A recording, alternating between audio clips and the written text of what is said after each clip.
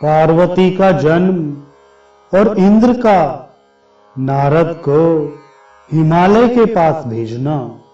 पुलस्त जी कहते हैं, तदनंतर जगत को शांति प्रदान करने वाली गिरिराज हिमालय की पत्नी मेना ने परम सुंदर ब्रह्म मुहूर्त में एक कन्या को जन्म दिया। उसके जन्म लेते ही समस्त लोकों में निवास करने वाले स्थावर जंगम सभी प्राणी सुखी हो गए। आकाश में भगवान श्री विष्णु, ब्रह्मा, इंद्र, वायु और अग्नि आदि हजारों देवता विमानों पर बैठकर हिमालय पर्वत के ऊपर फूलों की वर्षा करने लगे। गंधर्व गाने लगे। उस समय संसार में हिमालय पर्वत समस्त चराचर भूतों के लिए सेव्य तथा आश्रय लेने के योग्य हो गया। सब लोग वहां निवास और वहां की यात्रा करने लगे। उस सब का आनंद ले देवता अपने अपने स्थान को चले गए।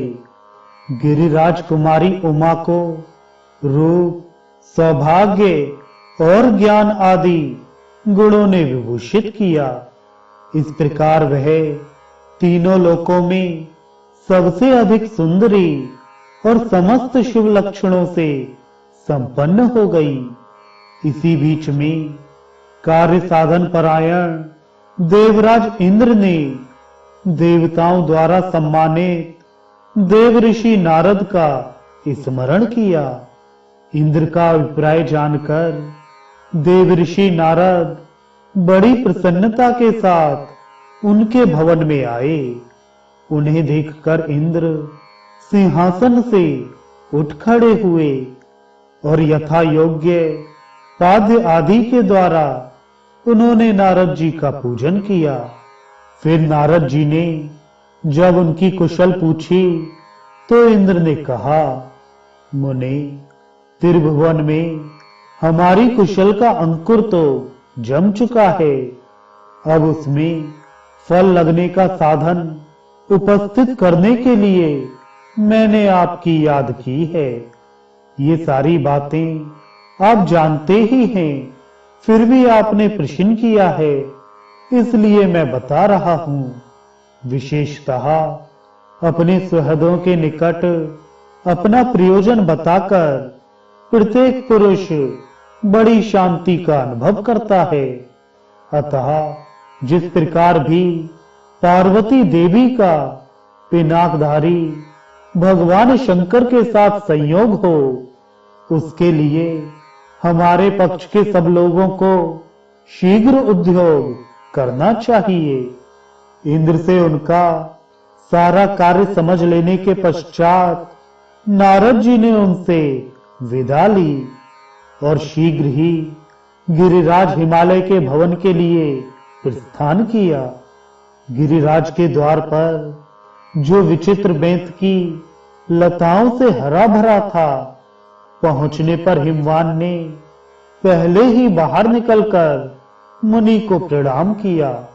उनका भवन पृथ्वी का भूषण था। उसमें प्रवेश करके अनुपम कांति वाले मुनिवर नारद जी एक बहुमूल्य आसन पर विराजमान हुए। फिर हिमवान ने उन्हें यथा योग्य अर्घ्य, पाद्य आदि निवेदन किया और बड़ी मधुर वाणी में नारद जी के तप की कुशल पूछी। उस समय गिरिराज का मुख कमल प्रफुल्लित हो रहा था।